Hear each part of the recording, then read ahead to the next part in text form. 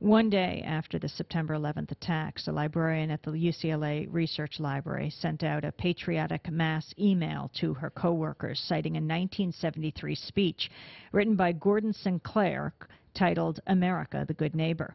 Jonnie Hargis, who works in the same department of the library, sent out a mass email response saying that the U.S. isn't such a good neighbor since it supports apartheid-like policies in Israel.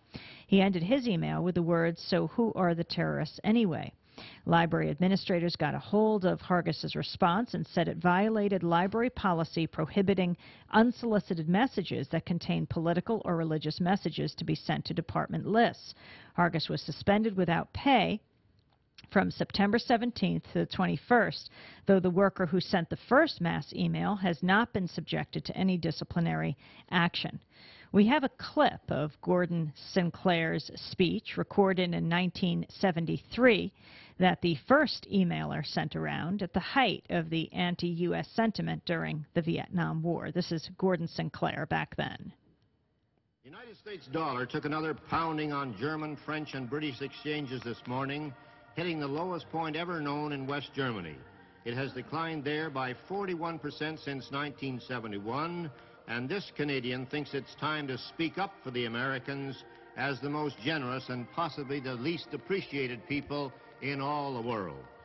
When the Americans get out of this bind, as they will, who could blame them if they said to hell with the rest of the world? Let somebody else buy the bonds. Let somebody else build or repair foreign dams or design foreign buildings that won't shake apart in earthquakes. When the railways of France and Germany and India were breaking down through age, it was the Americans who rebuilt them. When the Pennsylvania Railroad and the New York Central went broke, nobody loaned them an old caboose. Both of them are still broke. I can name to you 5,000 times when the Americans raced to the help of other people in trouble. Can you name to me even one time when someone else raced to the Americans in trouble? I don't think there was outside help even during the San Francisco earthquake. Our neighbors have faced it alone, and I'm one Canadian who is damn tired of hearing them kicked around. They'll come out of this thing with their flag high, and when they do, they're entitled to thumb their noses at the lands that are gloating over their present troubles. I hope Canada is not one of these. And that was Gordon Sinclair from 1973 in Toronto, America, the Good Neighbor. Again, a transcript of this was sent out by email at the UCLA Research Library. And a second person who works at the library, Jonnie Hargis, responded. He was then suspended. The Coalition of Union Employees is a union that's filed a grievance with UCLA on behalf of Jonnie Hargis. We're joined now by Jonnie Hargis. Welcome to the War and Peace Report. Good morning. It's good to have you with us. I found the organ a nice touch on the on the piece you just played. The head of the library department told you that your message, quote, demonstrated a lack of sensitivity that went beyond incivility and became harassment, contributing to a hostile and threatening environment. What exactly did you say in your email? Well, sure. There's another point you had mentioned I would like to touch upon, too, is the reference they're making to a policy on email, of course, and let's talk about that because that is not mentioned in my suspension notice, and that's critical. Anyway, I'll be glad to read to you my fairly brief response I had to that email. And so I started out, a response is called for here lest we gloat in self-righteousness. This is all well and good, but avoids the fact that U.S. taxpayers fund and arm an apartheid state called Israel, which is responsible for untold thousands upon thousands of deaths of Muslim, Palestinian children and civilians, contrary to international law.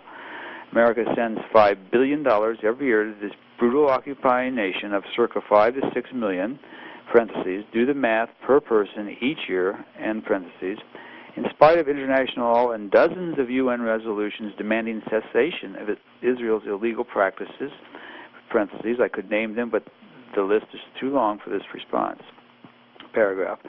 In the 1980s, the U.S. supported the illegal Israeli invasion of Lebanon, which cost the lives of 20,000 non-combatant Muslim civilians. The U.S. is still bombing Iraq 10 years after the Gulf War, which I might add cost the lives of hundreds of thousands of non-combatant Muslim civilians. We call it collateral damage, except when it happens to us. People do remember, you know. So who are the terrorists anyway? That's what I sent. And for that I was suspended. And the suspension notice is particularly interesting in the sense that it does not mention any violations of email policy. And what's particularly curious is the day that I was suspended, an email policy was sent around. And I can read that to you. It's very brief. And I think that's the one that you were perhaps referring to. Now remember, this is the exact same day I was suspended. Notes came from the head of Library Information Systems. I'll leave her name out of it for now. Which the LIS, Library Information System, is basically responsible for the computer operations within the library system, UCLA, which is a large library system. Okay, she said, please remind your staff that sending unsolicited emails containing political, religious, or even patriotic messages to groups such as units, departments, or other library lists is an unacceptable use of library email. This is true for messages which are original, forwarded, and responses to other messages. Recipients of these unsolicited email messages may have very different views and should not be subjected to what they may interpret as electronic harassment by their library staff members. While this is particularly important now during the national crisis, it is a general policy. Well, within that we find two very revealing words. First of all, please remind your staff. There's no remind here. I have never seen this before. No one's ever seen this before. It was simply created on the same day that I was suspended. And you'll notice at the end it said it is a general policy. Well, perhaps that may be the case then at that moment, but no one has ever seen this before. In fact, the library email policy is quite liberal in many regards, and if you'll give me a second, I can bring up a section from the email policy that... Well, let me go to Liza Go, who is Sure. the union representative at the Coalition of Union Employees. So you have Jonnie Hargis, who's been suspended without pay for a week. What about, and I want to put this question to Liza, what about the person who sent out the first email making a political statement? They were not dealt with in any way or disciplined. No, they were not. And as a matter of fact, it wasn't just Jonnie who was responding to the email. There was a whole, exchange of emails over this specific email. The thing is, though, that what the union seeks is that the rule be applied equally and fairly to everybody. And what the union seeks is that whatever freedoms and rights were accorded to the persons who used the email be accorded to Jonnie Hargis. And basically, it's about his freedom also to speak. And so the union does not seek that people be fired for expressing their political opinions about the standard issues of the day. The union's view is that, people have that freedom to voice their opinions. And we would not want to have anyone suspended or disciplined for doing such. It's protected speech. Well, I want to thank you both very much for being with us. You're back at work, Jonnie Hargis? Oh, yes, I am. I have returned, and it's a very uncomfortable situation. I am shunned, I think is the old medieval practice. And you guys are grieving this. We yes, do have we are. Have a grievance in the works. Well, I'm rushing along because we have one last segment, but I want to thank you both very much for being with us. Jonnie Hargis, who is now back as a research librarian at UCLA, and Liza Go with the Union Coalition of Union Employees.